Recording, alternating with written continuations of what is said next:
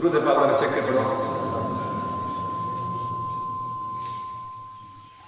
او میرے پاک نبی دے دیوانے شمونت سادت پروانے یہ سختی دی موسم آقا علیہ الصلوۃ والسلام میں تشریف گن کے حضرت ابو ذر غفاری رضی اللہ تعالی عنہ نے حدیث راویین او فرمانے نے سختی دی موسم آقا علیہ الصلوۃ والسلام میں تشریف گن کے کیا دے دیں درخت تو پتے ڈھانے کھڑے ان سختی دے اکثر تساونجو جڑا درخت ہوندے درخت جتنے انہیں نا بادشاہ پڑھائے بھی نہیں.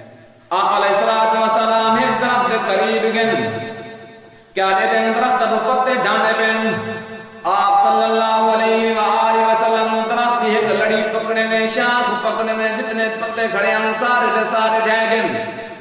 آپ صلی اللہ علیہ وآلہ وسلم نے فرمایا اے ابو ذر مسلمان بندہ محبت دے نال اخلاص دے نال اللہ تعالیٰ دی رضا دی خاطر نماز پڑھ دے اون دے ایویں گناہ کرے میں جویں درخت دے پتے کر گئے.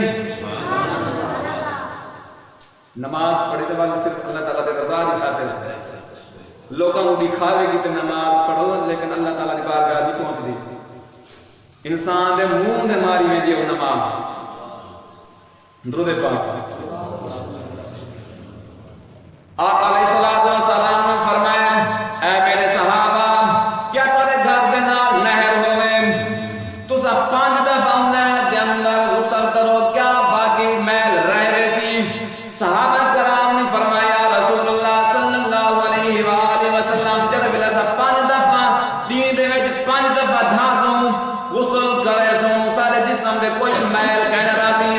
آقا علیہ الصلوۃ والسلام نے فرمایا 5 وقت نماز دی مثال ایویں ہے جویں تساں دین دے وچ 5 دفعہ دھاسوں میل تواڈے جسم دے کہنا راسی تساں دین دے وچ 5 دفعہ نماز پڑھو تواڈا گناہ کوئی کہنا بچسی. سبحان اللہ. ہے کہ نہیں حضرت عیسیٰ علیہ السلام سفر کرنے پیان ہے بستی دے نال گزرتے بستی دے وچ کیا دے دین سونے سونا باغ ہے سونے انسان دے چہرے چشمے پانی دین کئی سالوں بعد دوبارہ مسجد گزرتے کیا دے دین جڑے چشمے پانی دین خشک تھی گئے جڑے سونے درختان اور تباہ تھی گئے بستی تباہ تھی گئے برباد تھی گئے. حضرت عیسیٰ علیہ السلام سوچنے کو مجبور تھی کہ سوچے نے کئی سال پہلے میں ہی وسطی تو میرا گزارتے وسطی دے وچ بڑی آبادی آئی شبادی آئی ہوں وسطی ہے حیران تھی کہ کیا وجہ ہے.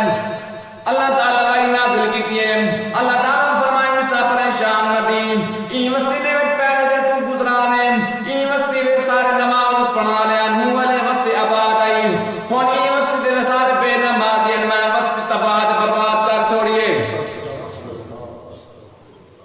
ہن دیکھو نماز نہ پڑھنا بستی برباد کی گئی.